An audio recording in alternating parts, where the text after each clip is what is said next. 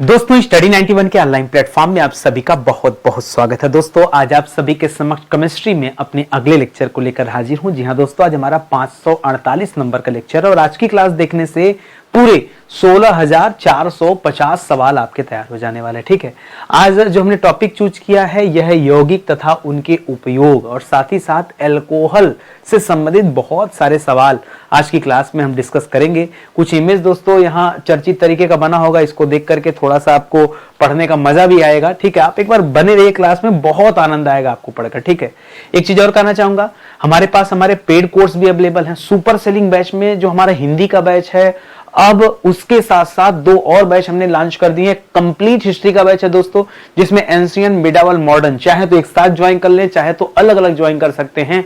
बहुत कमाल का बैच है। ठीक है, और एक हमने भारतीय राज्य व्यवस्था का बैच लॉन्च किया है, संविधान का बैच लॉन्च किया है। कभी आप मुझसे संविधान पढ़ के देखिए, डिटेल क्लास में आपको आनंद आ जाएगा। डेमो हर क्लास में फ्री मैंने रखा है। आइए पहले एक बार डेमो देख लीजिए। डेमो देखने के लिए स्टडी 91 ऑफिशियल है हमारा एप्लीकेशन, इसे आप इंस्टॉल कर लीजिए और कोर्स पर जाकर दोस्तों कंटेंट के ऑप्शन में जाकर के आप डेमो देख सकते हैं। ठीक है, तो सीधे आगे बढ़ते हैं और आज के सवालों पर हम चर्चा करते हैं। ठीक है, पहला सवाल है आपकी स्क्रीन पर। बहुत आसान सा सवाल है कि कार्बन के अपरूप के रूप में प्रयोग किया जाता है। अब इससे आसान सवाल तो बन नहीं सकता है, सीधा सीधा कार्बन का अपरूप पूछ रहा है। ठीक है, अब कार्बन के कितने अपरूप होते हैं दोस्तों, तो आप पढ़ें खास करके 3 अपरूप। ठीक है, कार्बन के अपरूप। ठीक है, जब आप कार्बन के अपरूप पढ़ते हैं तो 3 अपरूप के बारे में आप पढ़ते हैं। कौन कौन से अपरूप है दोस्तों, जैसे हीरा हो गया। ठीक है, हीरा हो गया, फुलरीन हो गया। ठीक है, कौन कौन सा प्रूफ है, सबसे महत्वपूर्ण क्या दोस्तों, हीरा। हीरा के अलावा क्या दोस्तों, फुलरीन। ठीक है, चाहे फुलरीन लिखिए चाहे फुलरीन स लिखिए, एक ही बात है। और एक लिखिएगा दोस्तों ग्रेफाइट, जो पेंसिल में लगी होती है, पेंसिल के लेड में दोस्तों ग्रेफाइट लगी होती है, ग्रेफाइट। ठीक है, ग्रेफाइट। ठीक है, ये 3 अपरूप मुख्य हैं कार्बन के, इन्हें आप जरूर याद रखेंगे, परीक्षा में यहां से बहुत बार सवाल बने हैं। ठीक है, अगला सवाल करा, ठोस कार्बन डाइऑक्साइड किसे कहा जाता है, ठोस। ठीक है, देखिए ठोस कार्बन डाइऑक्साइड जो होता है ये शुष्क कार्बन डाइऑक्साइड होता है। क्या होता है दोस्तों, ठोस कार्बन डाइऑक्साइड, यह शुष्क CO2 को कहा जाता है ठोस कार्बन डाइऑक्साइड। ठीक है, ये जो ठोस शब्द लग जाए ना, वैसे कार्बन डाइऑक्साइड का मतलब होता है CO2। ठीक है, और CO2 में दोस्तों जब ठोस शब्द आके जुड़ जाए तो याद रखिएगा ये क्या बन जाता है, यह बन जाता है शुष्क कार्बन डाइऑक्साइड। और शुष्क कार्बन डाइऑक्साइड की खासियत होती है कि इसका टेम्परेचर माइनस में होता है। माइनस में कितना दोस्तों, तो माइनस में करीब 78 डिग्री सेल्सियस के आसपास। ठीक है, माइनस 78 डिग्री सेल्सियस। आप कल्पना करो 0 डिग्री पे कोई भी चीज बर्फ बन जाती है। शुष्क कार्बन डाइऑक्साइड ये 0 से बहुत नीचे होता है, माइनस 78 डिग्री सेल्सियस। दोस्तों ये मैं ऐसे बता रहा हूं, कई बार ये आंकड़ा फ़ारेनहाइट में आ जाता है, तो फिर उसके लिए भी आप तैयार रहिएगा। ठीक है, फिलहाल के लिए याद रखेगा ये 78 डिग्री सेल्सियस ये आपका जवाब होगा। ठीक है, शुष्क बर्फ इसे कहते हैं, शुष्क कार्बन डाइऑक्साइड कहिए, चाहे आप इसे शुष्क बर्फ भी बोल सकते हैं। क्या बोल सकते हैं, शुष्क बर्फ बोल सकते हैं। ठीक है, अच्छा इस केस में एक चीज और याद रखेगा, इस केस में जो बर्फ होता है ना, जो बर्फ होता है ये सीधे ऊर्ध्वपातन क्रिया को फॉलो करता है। ठीक है, ऊर्ध्वपातन, यानी यह बर्फ जो है सीधा क्या बन जाता है, गैस या वाष्प में तब्दील हो जाता है। जैसे जनरली क्या होता है कि आपके सामने आपके घर में जो बर्फ पाया जाता है वो क्या होता है, पहले बर्फ ठोस होता है, ठोस से वो द्रव अवस्था में आता है। लेकिन जो शुष्क कार्बन डाइऑक्साइड होता है, ये जो शुष्क बर्फ होता है, ये सीधा बर्फ से ऊर्ध्वपातन क्रिया में गैस बन जाता है डायरेक्ट, इसमें जल बनता ही नहीं है। सीधा बर्फ ठोस से सीधा गैस में तब्दील हो जाता है। ये आपने नहीं सुना होगा, इस सवाल को कई बार पढ़ा होगा, लेकिन जो अभी मैं बता रहा हूं ये चीज आपने नहीं सुना होगा। ये जो ऊर्ध्वपातन की क्रिया वाली बात बता रहा हूं ये आपको नहीं पता होगा। ये माइनस 78 डिग्री सेल्सियस जो बता रहा हूं ये आपको नहीं पता होगा।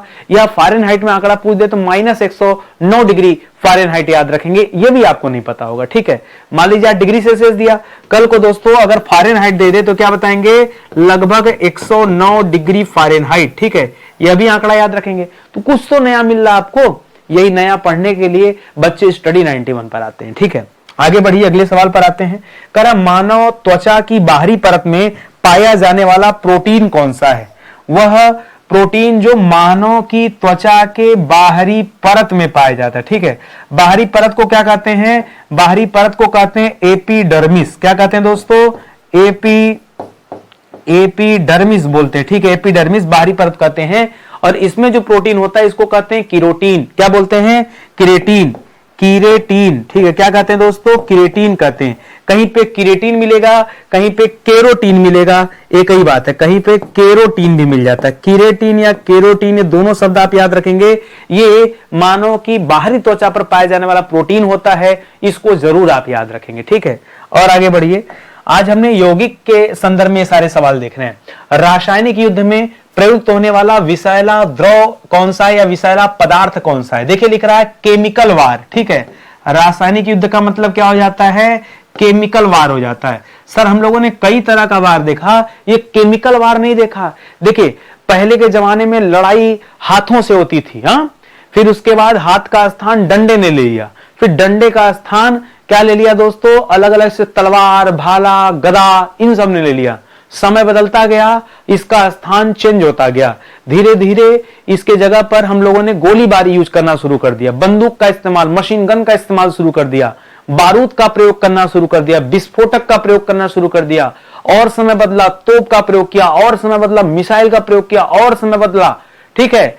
और समय बदला, ड्रोन वगैरह आ गए, ठीक है। इस तरह के घातक हथियार आ गए।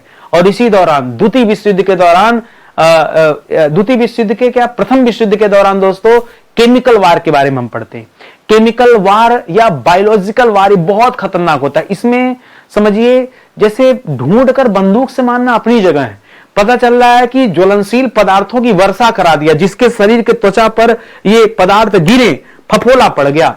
पता चल रहा है कि हवा में जहर घोल दिया, सांस ले रहा आदमी मर गया, ऐसे लेते ही सांस खत्म, ठीक है। तो इस तरह के, उसी तरह से पूछ रहा है कि केमिकल वार में जो विषैला द्रव है वो कौन सा है दोस्तों? तो कई सारे द्रव हैं, जिसमें सबसे पहले लिखेगा दोस्तों मस्टर्ड गैस, ठीक है। Mustard, mustard, mustard, mustard gas, ठीक है। कई बार मस्टर्ड ऑयल, मस्टर्ड ऑयल मत बोलिएगा दोस्तों, मस्टर्ड गैस बोल दे। मस्टर्ड ऑयल बोल देंगे सरसों के तेल में आ जाएंगे। ये मस्टर्ड गैस को याद रखेंगे, ठीक है। इसी तरह दोस्तों फास्फिन का नाम याद रखेंगे, ठीक है। फास्फिन या फिर फाजिस शब्द मिलता है, फाजिन शब्द मिलता है, फाजिन, फाजिन, ठीक है। फाजिन, ठीक है। फाजिन ये भी बहुत खतरनाक होता है। इसी तरह से डाईफाजिन भी आता है, जैसे फाजिन होता है ना, इसी तरह से डाईफाजिन शब्द भी देता है, ये भी याद रखेंगे। इसी तरह से क्लोरोपिक्रीन शब्द देता है, क्लोरोपिक्रीन, ठीक है। क्लोरोपिक्रीन, ठीक है। पिक्रीन, ठीक है। क्लोरोपिक्रीन, ये सब दोस्तों क्या हैं? ये सब विषैले हैं। और इन सब का यूज दोस्तों केमिकल वार के रूप में किया जाता है। हालांकि इस तरह की युद्ध पर अब रोक लग गया है। सारे देशों ने कहा देखिए हम इस तरह से युद्ध नहीं करेंगे, युद्ध सीने पर गोली खा के होगा, लेकिन ऐसे नहीं होगा, ठीक है। तो गलत तरीके से युद्ध हो रहा है, ठीक है। तो अब इस पर रोक भी लग चुका है। अगला सवाल करा, फ्लोरीन युक्त बहुलक कौन सा है? फ्लोरीन का मतलब क्या है? सीधा फीधा लिख दिया होता भैया, फ्लोरीन युक्त बहुलक, ठीक है। क्या लिख दिया होता? फ्लोरीन युक्त, ठीक है। फ्लोरीन युक्त बहुलक कौन सा है, ठीक है, जिसमें फ्लोरीन पाया जाता है। फ्लोरीन कहने का मतलब जिसमें फ्लोरीन के अणु कई सारे पाए जाते हैं, ये पूछ रहा है। तो फ्लोरीन के अणु पाए जाते हैं टेफ्लॉन में, वही टेफ्लॉन जिससे बर्तन वगैरह बनते हैं, ठीक है। तो याद रखेगा यहां टेफ्लॉन, टेफ्लॉन का इस्तेमाल कहां करते हैं दोस्तों? तो याद रखेगा नॉन स्टिक बर्तन बनाने में, ठीक है। नॉन स्टिक बर्तन बनाने में, ठीक है। नॉन स्टिक बर्तन बनाने में ये टेफ्लॉन का यूज किया जाता है। एक तरह से फ्लोरीन युक्त बहुलक होता है, ये आप याद रखेंगे, ठीक है। आगे देखिए दोस्तों अगला सवाल करा, पायरीन किससे संबंधित है? ठीक है, पायरीन, ये जो पायरीन है दोस्तों ये एक तरह का अग्निशामक यंत्र है। क्या है दोस्तों? अग्निशामक यंत्र। अग्निशामक यंत्र का मतलब क्या हो गया? बिजली द्वारा आग बुझाने वाला यंत्र, ठीक है। ये बिजली से आपको बुझाता है, ठीक है। बिजली द्वारा आग बुझाने वाला यंत्र, ठीक है। आग बुझाने वाला यंत्र है दोस्तों, ठीक है, जिसमें ये पायरीन का यूज करते हैं, पायरीन का यूज करते हैं। और पायरीन क्या होता है? अच्छा, इस यंत्र में दोस्तों पायरीन का यूज करते हैं, ऐसे समझिएगा। उस यंत्र का नाम पायरीन नहीं है, ठीक है। इसमें इस यंत्र में दोस्तों पायरीन का प्रयोग किया जाता है, ठीक है। तो कुल मिला जुला के पायरीन जो दोस्तों अग्निशामक यंत्र में प्रयोग लिखिएगा, ठीक है। नहीं तो बच्चा ये सोच लेगा कि लगता है ये किसी यंत्र का नाम है पायरीन, तो पायरीन किसी यंत्र का नाम नहीं है, बल्कि यह उस अग्निशामक यंत्र में पायरीन का यूज किया जाता है आग को बुझाने के लिए, ठीक है। ऐसे समझिएगा। कभी कभी दोस्तों एक शब्द देता है कार्बन टेट्राक्लोराइड, क्या दे देता है? Carbon tetrachloride pyrene. क्या शब्द देता है? सुनिएगा, कार्बन टेट्राक्लोराइड पायरीन। ये दोस्तों इसका पूरा नाम एक तरह से है, ठीक है। कभी कभी इतना लंबा चौड़ा शब्द दे देता है, तो पायरीन छोटा सा शब्द आप याद रखेगा, इतना कहां याद होगा। कार्बन टेट्राक्लोराइड पायरीन तो लंबा हो जाएगा ना, तो इस तरह से दोस्तों थोड़ा सा कठिन हो जाएगा। तो पायरीन शब्द आप याद रखिए, ये ध्यान दीजिएगा, ठीक है। ये सब ना परीक्षा वाले सवाल है भाई, ये मैं अपनी तरफ से नहीं दे रहा हूं, ऐसे सवाल आते हैं परीक्षा में। आप चाहे जो एग्जाम दीजिए, लेकिन कम से कम परीक्षा के पॉइंट ऑफ व्यू से इन सवालों का उत्तर आपको पता होना चाहिए। मादक द्रव या शराब के रूप में प्रयोग किया जाता है। करा मादक द्रव या शराब के रूप में हम किसका यूज करते हैं? तो याद रखेगा, अब देखिए शराब का मुख्य अवयव दोस्तों कौन, किससे शराब बनता है? तो याद रखेगा इथाइल एल्कोहल इसको बोलते हैं। क्या बोलते हैं? इथाइल एल्कोहल, ठीक है। इथाइल एल्कोहल कहा जाता है। देखिए दो होता है, एक इथाइल एल्कोहल होता है, एक मिथाइल एल्कोहल होता है। मिथाइल एल्कोहल कच्ची शराब होती है, उसको पीने से आदमी मर जाता है, क्योंकि बहुत सारे शरीर के अंग क्या हो जाते हैं? फेल हो जाते हैं मिथाइल अल्कोहल लेने से। इसलिए कहा जाता है अल्कोहल लीजिए, मिथाइल अल्कोहल नहीं, ठीक है। इथाइल अल्कोहल सही होता है, मिथाइल नहीं। और इथाइल ही मुख्य अवयव माना जाता है किसी भी मादक पदार्थ का या किसी भी मादक द्रव्य का, खास करके शराब का, ठीक है। खास करके मदिरा का, शराब का, ये आप याद रखेंगे। अगला सवाल देखिए, करा जहरीली शराब। जहरीली शराब पीने वालों की अधिकांश मृत्यु का कारण क्या दोस्तों? तो अभी बताया आपको, यह है मिथाइल एल्कोहल, ठीक है। क्या दोस्तों? यह मिथाइल एल्कोहल सबसे बड़ा कारण है, मिथाइल एल्कोहल, ठीक है, जो कभी नहीं लेना चाहिए, क्योंकि यह शारीरिक अंग। अच्छा, ये करता क्या है? जब मिथाइल एल्कोहल शरीर में जाता है तो फार्मिक एसिड बनाता है। दिखेगा, जब मिथाइल एल्कोहल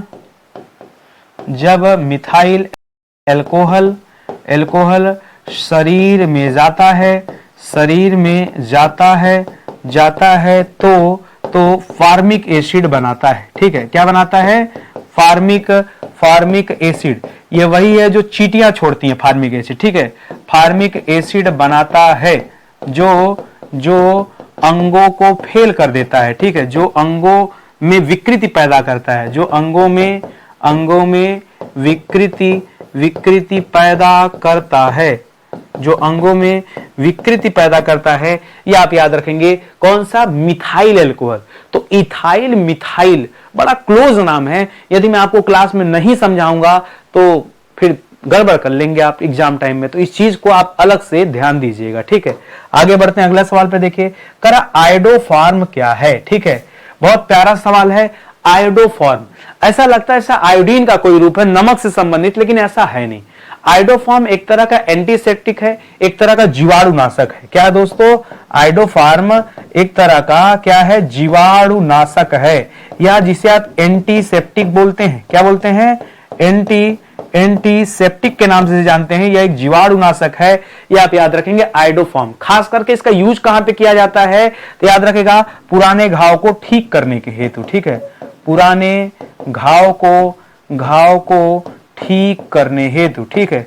पुराने घाव को ठीक करने हेतु इसका यूज करते थे हम लोग आयोडोफॉर्म। घाव के ऊपर इसको लगाने से जो छोटे मोटे बैक्टीरिया उस पे बैठे रहते थे, पनपते थे, उनको दोस्तों मारने का काम आता था, ताकि जल्दी से घाव सूख जाए और सही हो जाए, ठीक है। तो ये चीज आप याद रखेंगे। अच्छा, एक और खतरनाक देखिए, करा फार्मेलिन क्या है? परीक्षा में से छोटा सा सवाल देता है, हालांकि 4 ऑप्शन देता है। मेरी क्लास में चीजें कठिन इसलिए बन जाती है कि मैं कोई ऑप्शन नहीं देता। अगर मैं 4 ऑप्शन देता तो संभवतः बच्चा तुक्का लगा के सही कर देता, लेकिन मैं कह रहा हूं यार ऑप्शन की क्या जरूरत। अगर ऑप्शन मिल ही जाए, बिना ऑप्शन के याद कर लो तो ज्यादा बेहतर है, क्योंकि भाई 4 ऑप्शन में 3 ऑप्शन तो गलत होगा। तो आप यही चाह रहे हैं मैं आपको गलत ऑप्शन पढ़ा दूं, यही चाह रहे हैं ना? नहीं तो सही ऑप्शन तो मैं बताऊंगा। अभी इसका उत्तर अगर आप नहीं दे पाएंगे तो मैं तो इसका उत्तर दूंगा ना। तो आपसे परीक्षा में सवाल आता है कि फार्मेलिन दोस्तों क्या है, तो याद रखिएगा फार्मेलिन एक तरह का परिरक्षक है। क्या है दोस्तों? इसको हम कहते हैं उत्तम परिरक्षक। ठीक है, परिरक्षक का मतलब क्या हो गया? परीक्षक नहीं, परीक्षक मतलब एग्जामिनर हो जाए, एग्जामिनर नहीं है, परिरक्षक, रक्षा करने वाला। ठीक है, रक्षा करने वाला। फिर आगे क्वेश्चन मार्क लगा, सर किससे रक्षा करने की बात हो रही, क्या बात हो रहा है? ठीक है, सुनिए, सड़न पैदा करने वाले एंजाइमों को निष्क्रिय कर देता है। क्या करता है दोस्तों? सड़न पैदा करने वाले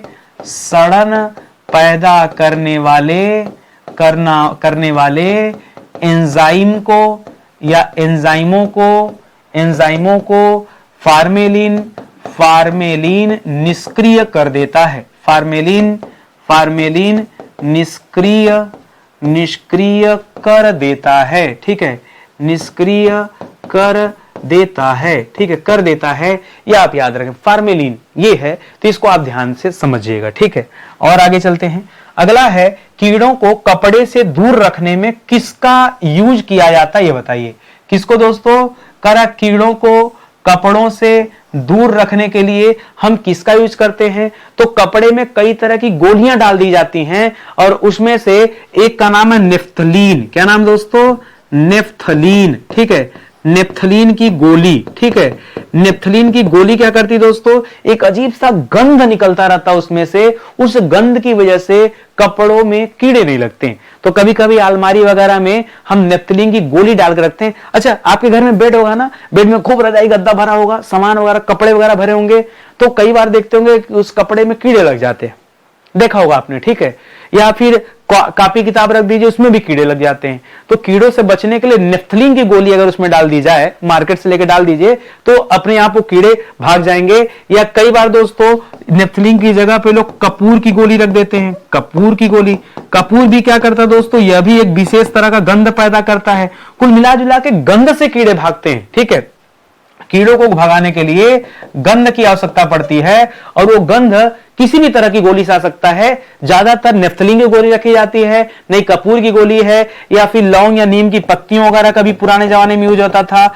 लौंग या नीम की पत्तियां। ठीक है, नीम की पत्तियां डाल दी जाती थी। इससे भी दोस्तों, इससे भी गंध पैदा होता है और उससे भी कीड़े दूर रहते हैं। ठीक है, पुराने जमाने में आपको याद होगा गेहूं चावल के अंदर भी नीम की पत्तियां रख दी जाती थी कि उस गेहूं चावल में भी कीड़े ना लगे। ठीक है, तो ये चीजें आपने देखा होगा। और आगे चलते हैं, अगले सवाल पर आइए। अगला दे रहा है अल्कोहल। यही तो सर पढ़ना था, कब से इंतजार कर रहे हैं कि अल्कोहल का सवाल कब आएगा। आ गया। अल्कोहल में किन तत्वों का समन्वय होता है? ठीक है भाई, अल्कोहल में कौन कौन से तत्व होते हैं? ठीक है, आप कई बार अल्कोहल को लेके बहुत सारी जानकारियां हासिल करना चाहते हैं, लेकिन ये नहीं पता होता कि अल्कोहल में पाया क्या जाता है, कौन कौन सा एलिमेंट होता है। तो अल्कोहल में दोस्तों होता है कार्बन। क्या मजाक कर रहे हैं सर? अल्कोहल में होता है हाइड्रोजन। अभी भारत में चल रहा ना कि हाइड्रोजन से चलने वाली ट्रेन बस लाया जाएगा, बहुत तेज चलेगा। यही तो कारण है कि अल्कोहल पीने के बाद आदमी भी तेज चलने लगता है, उसकी वाणी तेज चलने लगती है हाइड्रोजन की वजह से। ठीक है, हाइड्रोजन। और तीसरा उसमें होता ऑक्सीजन। बस सर, ऑक्सीजन होता है, बस इसीलिए तो हम लेते हैं उसको। ठीक है, इसीलिए तो हम ऑक्सीजन। अच्छा, वायुमंडल में ऑक्सीजन कमी हो गई है, वायुमंडल से ऑक्सीजन नहीं मिल पा रहा है कि यहां से ऑक्सीजन है। अरे 21% वायुमंडल में ऑक्सीजन है, 78% नाइट्रोजन है, लेकिन 21% तो ऑक्सीजन है ना, कमी पड़ गई। तो साबित करने वाले कैसे भी साबित कर देंगे कि अल्कोहल बहुत फायदेमंद है। फिलहाल याद रखेगा, कुल मिला जुला के ये जो रूप है ना, ये एथिल अल्कोहल की बात हो रही है। किसकी? मिथाइल नहीं, मिथाइल तो जहरीला है, उसको तो उसकी तरफ तो देखना नहीं है। ठीक है, तो चाहे देखिए कई बार हमने कहा इथाइल अल्कोहल याद रखेगा, चाहे एथिल अल्कोहल याद रखेगा। ठीक है, एथिल। ठीक है, एथिल अल्कोहल याद रखिएगा, ये एक ही नाम है। ठीक है, अल्कोहल ये एक ही नाम है दोस्तों, ये कोई अलग से नहीं है। कई लोग एथिल बोलते हैं, कई लोग एथाइल बोलते हैं, कई लोग इथाइल बोलते हैं। ठीक है, तो इस चीज को आप ध्यान दीजिएगा, ये हम भारतीयों का अपना प्रोनाउंसिएशन का तरीका है। ठीक है, किस चीज को क्या बोल दिया जाता है। ठीक है, तो चाहे इथाइल लिखिए चाहे एथिल लिखिए, भाई हम आप बोल के क्या करेंगे, पता नहीं एग्जामिनर क्या सोच रहा होगा, वो कोई नया शब्द ना पैदा कर दे, ठीक है, तो उसके लिए भी अलर्ट रहिएगा।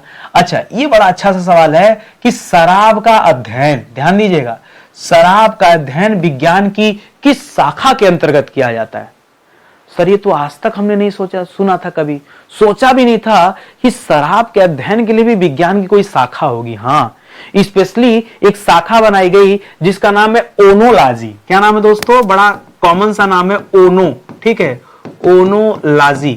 ओनोलॉजी के अंतर्गत क्या किया जाता है? शराब का अध्ययन के, ये वाइन का विज्ञान कहा जाता है। इसे क्या कहा जाता है? इसे कहा जाता है वाइन का विज्ञान। क्या कहा जाता है? वाइन का विज्ञान कहा जाता है ओनोलॉजी। ओनोलॉजी, शराब का अध्ययन, ये नहीं सुना होगा आपने, पढ़ लीजिए, समझ लीजिए। स्टडी 91 पर आने के बाद भी अगर कुछ नया ना मिले, फिर मैंने कहा ना, आप आज तो हमारा यार बहुत 548 नंबर की क्लास है, आप बहुत पीछे चल रहे हैं। 500 क्लास देखने में ना आपकी हालत खराब हो जाएगी। आप पढ़ के देखो, मैंने ऐसे करके, हमारा 8वां विषय है जो आज हम पढ़ रहे हैं, हमारा 8वां विषय है। अभी आगे मैं बताऊंगा, पहले इसका जवाब दो। अल्कोहल की मात्रा किसमें न्यून होती है? सबसे कम अल्कोहल की मात्रा किसमें होती है? तो याद रखिएगा, बियर में। किसमें? बियर जो होता है दोस्तों, इसमें अल्कोहल की न्यून मात्रा पाई जाती है, बहुत कम, ठीक है। अल्कोहल की न्यून मात्रा, कम से कम अल्कोहल की मात्रा ये बियर में पाई जाती है। कितना? बहुत ज्यादा से ज्यादा 3 से 6%। कितना दोस्तों? अगर परसेंटेज वाइज देखेंगे तो ज्यादा से ज्यादा 3 से 6% तक दोस्तों इसमें अल्कोहल की मात्रा होती है बियर में, ठीक है। तो ये चीज आप याद रखेंगे। इसी तरह से इसका उल्टा अगला सवाल है कि अल्कोहल की मात्रा किसमें सर्वाधिक होती है? सबसे ज्यादा अल्कोहल की मात्रा पाई जाती है दोस्तों रम में। कहां पाई जाती है? रम में, ठीक है। याद रखेंगे, रम में अल्कोहल की क्या पाई जाती है दोस्तों? सर्वाधिक मात्रा पाई जाती है। याद, अब वही सवाल आ गया, लगभग कितना परसेंट? तो याद रखें, रम में कम से कम 45 प्लस परसेंटेज की बात करें अल्कोहल में, लगभग 45 से 55% अल्कोहल होता है। 45 से 55% दोस्तों यहां अल्कोहल पाया जाता है रम में। इसको आप याद रखेंगे, ठीक है। एक तरह से डिस्टिल्ड होता है, इसलिए दोस्तों ऐसा होता है। तो जितने भी डिस्टिल्ड होते हैं ना, डिस्टिल्ड, ठीक है, डिस्टिल्ड, ठीक है, जितने भी आपको डिस्टिल्ड वाले मिलेंगे स्पिरिट्स, उसमें दोस्तों सबसे ज्यादा मिलेंगे स्पिरिट्स, ठीक है, उसमें सबसे ज्यादा मिलेंगे। ये तो पीने वाला है, एक घाव पे भी लगाया जाता है स्पिरिट, ठीक है, उसमें भी अल्कोहल की बहुत ज्यादा मात्रा होती है, लेकिन वो पीने लायक नहीं होता है, उसको मत कभी पी लीजिएगा। नहीं, अल्कोहल समझिए हर जगह एक परफेक्ट। रम भी बड़ा खतरनाक होता है, और बाकी वोदका वगैरह हो गया, विस्की वगैरह हो गया, उसमें भी अपेक्षाकृत मात्रा ज्यादा होती है, लेकिन रम की अपेक्षाकृत कम होती है, ठीक है। तो इसको आप याद रखेंगे। आगे बढ़ते हैं दोस्तों।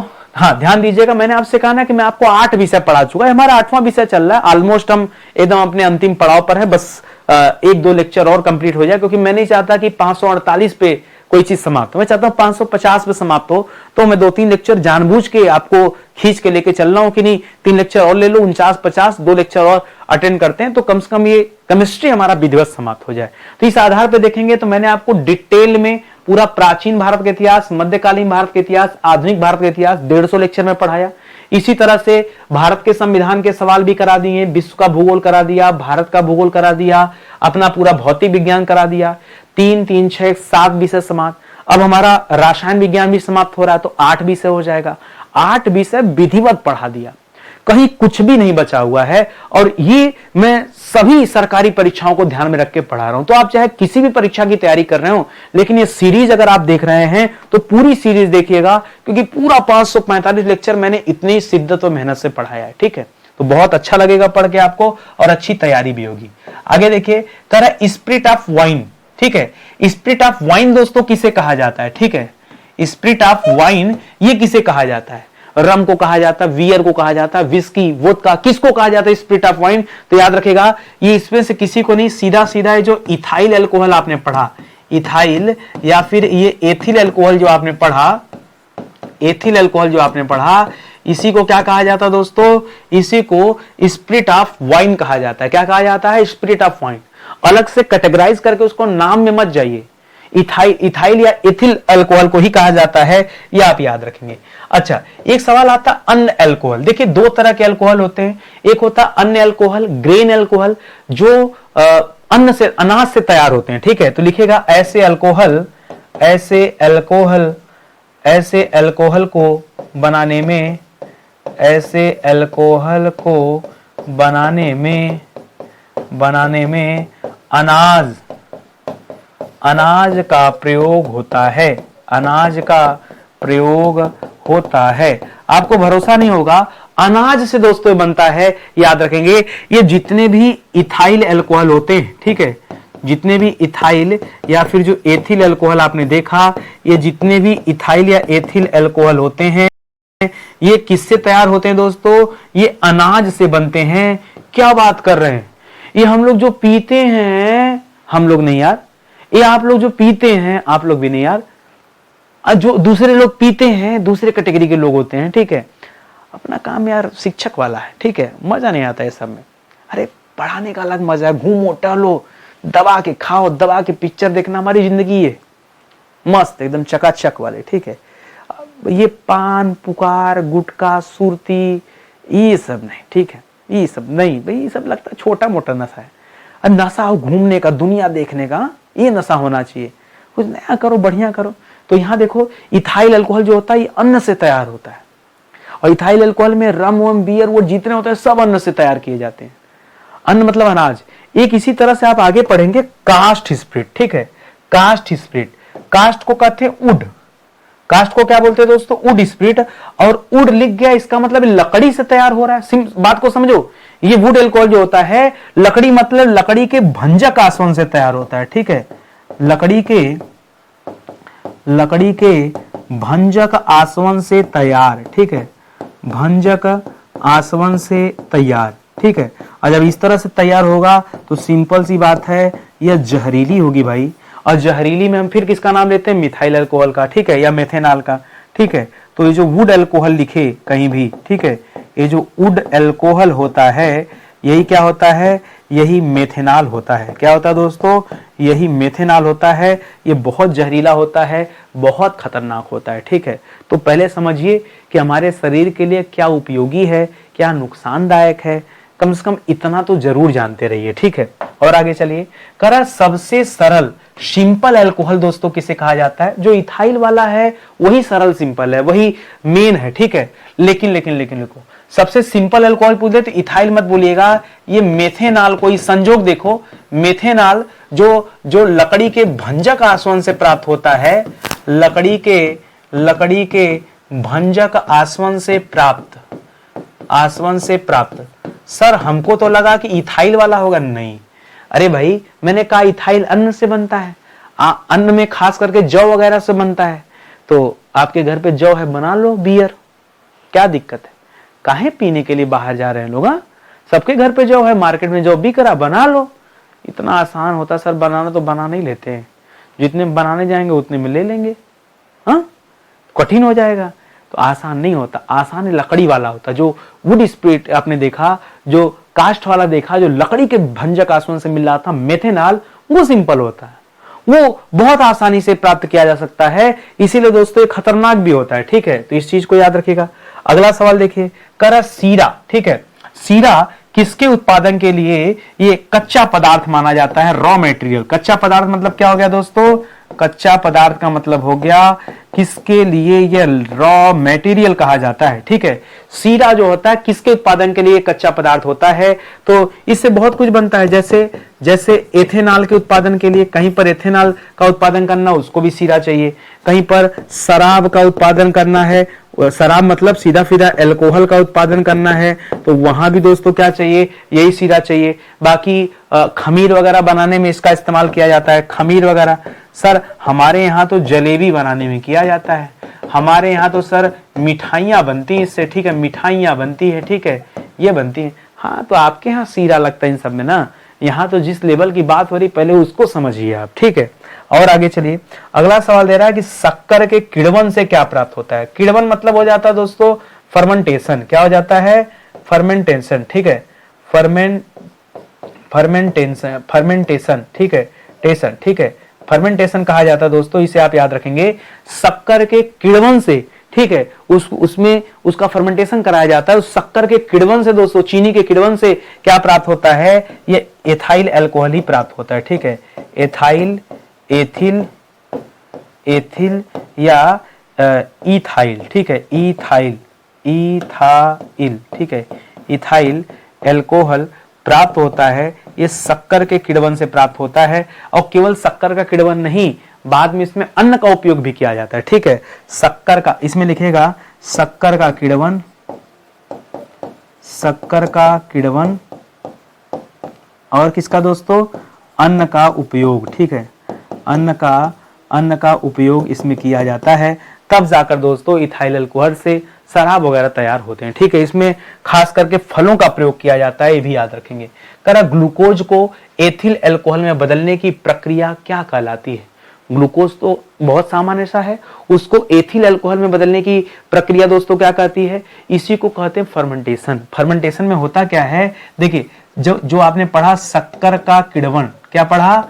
शक्कर का किण्वन पढ़ा। ये शक्कर में क्या है दोस्तों? इस शक्कर में है ग्लूकोज, ठीक है, इस शक्कर में क्या है? ग्लूकोज, ठीक है।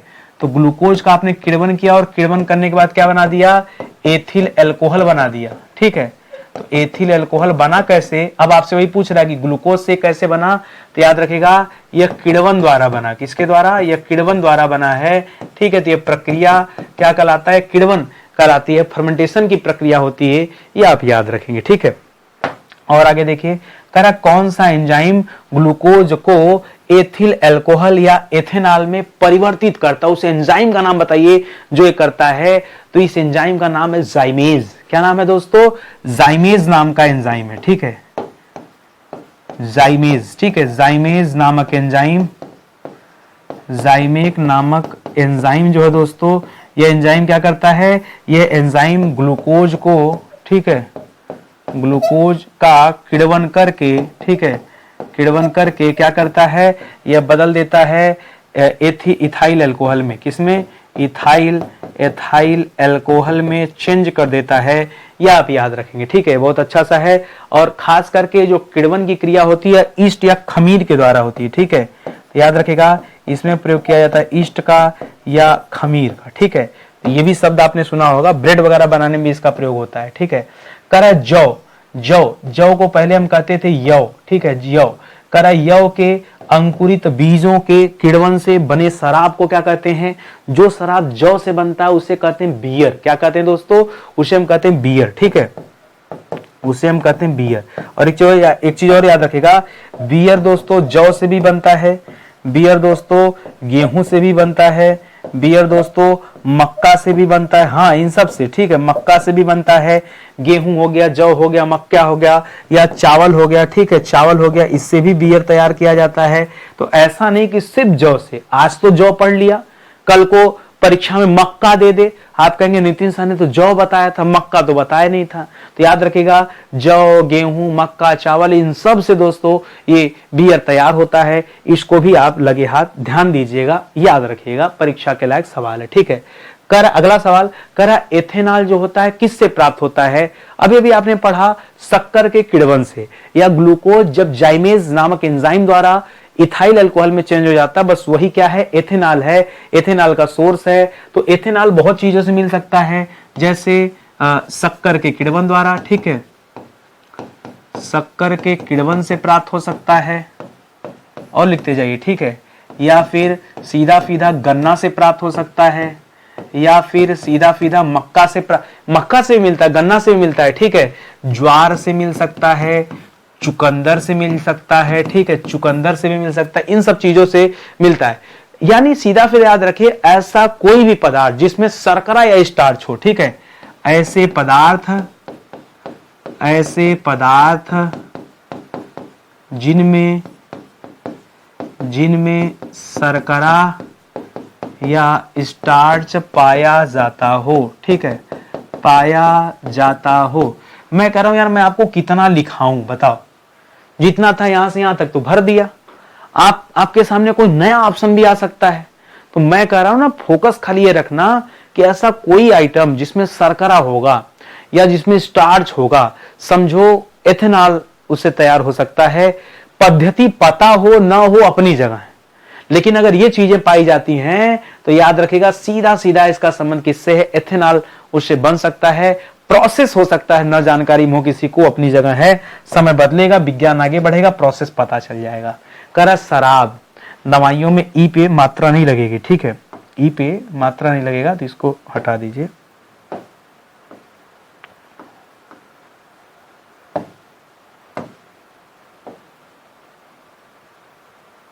ठीक है, तो लिख रहा दोस्तों शराब दवाइयों, शराब शराब दवाइयों, दवाइयों वायुयानों में ईंधन के रूप में, ठीक है, ईंधन के रूप में क्या उपयोग किया जाता है? वायुयान में ईंधन के रूप में किसका इस्तेमाल करते हैं? फिर से शराब में क्या यूज करते हैं? मुख्य शराब के मुख्य अवयव क्या हैं?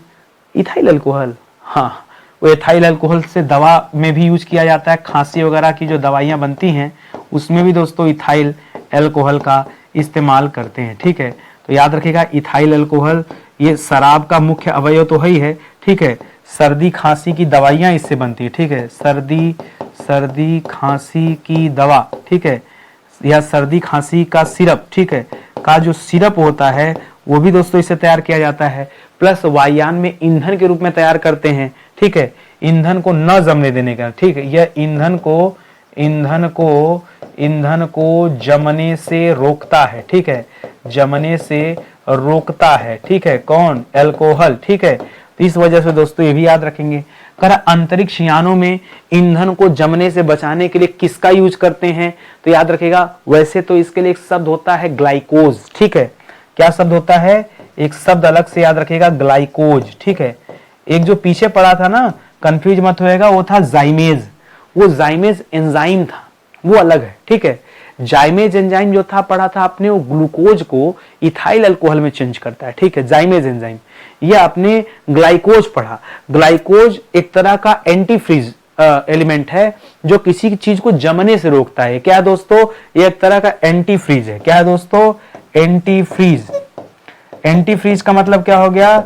जमने से रोकना। ठीक है, जमने से रोकना, इसके लिए शब्द आता दोस्तों एंटीफ्रीज। तो इसको भी याद रखेगा। अंतरिक्ष यान में जो वहां पे ईंधन होता है वो इसी वजह से नहीं जमता है, इसको भी याद रखेंगे। करा टिनक्सर आयोडीन। ठीक है, टिनक्सर आयोडीन खांसी सिरप और कई टॉनिक तैयार करने में किसका यूज किया जाता है? फिर सभी मैंने पीछे ही बताया कि भैया उसमें इथाइल अल्कोहल का भी यूज करते हैं। ठीक है, इथाइल अल्कोहल। ठीक है, इथाइल अल्कोहल का यूज किया जाता है। या फिर इसी को हम लिख सकते हैं इथेनॉल। ठीक है, शॉर्टकट में लगा कि इतना लंबा नहीं लिखना है तो छोटा में इथेनॉल भी लिख सकता है। याद रखें, टिनक्चर आयोडीन में यूज होता है, खांसी की सिरप वगैरह जो बनते हैं उसमें यूज होता है, और कई प्रकार के और टॉनिक हैं जहां पे इसका इस्तेमाल करते हैं। करा इथेनॉल को इथेन में परिवर्तित करने के लिए, ठीक है, डिहाइड्रेटिंग एजेंट के रूप में किसका यूज किया जाता है जिससे यह चेंज हो जाता है? तो याद रखेगा H2SO4 का यूज करते हैं। ठीक है, H2SO4 जिसे सांद्र सल्फ्यूरिक अम्ल कहा जाता है। क्या कहा जाता है? सांद्र सल्फ्यूरिक अम्ल। ठीक है, कहा जाता है।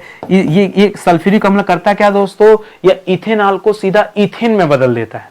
इथेनॉल को यह इथेन में चेंज कर देता है, ये याद रखेंगे। आगे देखिए, कह रहा है ग्लिसरॉल। ग्लिसरॉल का रासायनिक सूत्र क्या है? ठीक है, किसका? ग्लिसरॉल का। विस्फोटक वाला है, ग्लिसरीन वहां पढ़ते थे। ग्लिसरॉल का रासायनिक सूत्र हो जाता है C3 हो जाता है, H8 हो जाता है, और पुनः C आ जाता है दोस्तों, सॉरी, कार्बन हाइड्रोजन ऑक्सीजन का O3 हो जाता है। ठीक है, तो याद रखेगा ये C3H8O3, ये आप याद रखेंगे, ये होता है ग्लिसरीन। ठीक है, ग्लिसरीन जो आप पढ़ रहे हैं ना, ये ग्लिसरॉल पढ़ रहे, एक आपने पीछे पढ़ा था ग्लिसरीन पढ़ा था, उसका विस्फोटक के रूप में यूज किया जाता है। ठीक है, ग्लिसरीन का प्रयोग हम किस रूप में करते हैं? विस्फोटक के रूप में, जिसमें ट्राई नाइट्रोग्लिसरीन का नाम आपने पढ़ा था। ठीक है, TNG, विस्फोटक के रूप में। ठीक है, तो ये थोड़ा सा आप ध्यान देंगे। C3H8O3 383 याद रखेंगे, नहीं तो भूल जाता दिमाग से। ये फार्मूला बनता है किसका दोस्तों? ग्लिसरॉल का। इसे भी दोस्तों आप ध्यान में रखेंगे। ठीक है, और इसी के साथ हमारा ये सेशन समाप्त होता है। ठीक है, देखिए ये जो हमने सीरीज स्टार्ट किया था। इस सीरीज में हमारा मानना था कि मैं आपको सारे सब्जेक्ट कवर कराऊंगा और अब तक मैं आपको पूरे 8 सब्जेक्ट कवर करा चुका हूं। 9वां सब्जेक्ट हमारा बायोलॉजी होगा, तो उसको भी बहुत जल्दी स्टार्ट होने वाला, बस 2 क्लास और पढ़ लीजिए तो ये 550 में हमारा ये चैप्टर यहाँ पे मतलब पूरी तरह से समाप्त हो जाएगा। केमिस्ट्री एक तरह से हो ही गया है, बस कुछ चीजें बची खुची हैं तो उसी पर हम लोग क्लासेस अटेंड कर रहे हैं, ठीक है। और आपसे मैं एक चीज और कह रहा हूँ, हाथ जोड़कर निवेदन है, डेमो क्लास जरूर देखिए। देखिए मैं बैच परचेज करने के लिए नहीं कह रहा हूं, मैं कह रहा हूं डेमो देखिए, क्लास पसंद आए तो विचार कीजिएगा जुड़ने का साथ में। और करना क्या, कुछ नहीं, ये एप्लीकेशन स्टडी 91 ऑफिशियल डाउनलोड कर लीजिए। ये हमारे नए नए बैच स्टार्ट हुए हैं, ये बैच को जाकर एक बार डेमो देख लीजिए। कई सारे बच्चे पूछ रहे थे कि सर इस क्लास का पीडीएफ कैसे मिलेगा, तो पीडीएफ के लिए दोस्तों एक एप्लीकेशन है वैदिकी ऐप पे चले जाइए, वैदिकी नाम की वेबसाइट भी है। एक नंबर आप नोट कर सकते हैं 9026156165, ठीक है। इस नंबर पे कॉल कर लीजिए, आपको पीडीएफ संबंधित जानकारी मिल जाएगी, फ्री पीडीएफ भी मिल जाएगा और अगर आप प्रिंट कराना चाहते हैं तो उसके हिसाब से भी पीडीएफ आपको मिल जाएगा, ठीक है। फिलहाल आज के लिए बस इतना ही, मिलते हैं अगले लेक्चर में, तब तक के लिए बहुत बहुत धन्यवाद आप सभी का। जय हिंद, जय Bharat, thank you so much.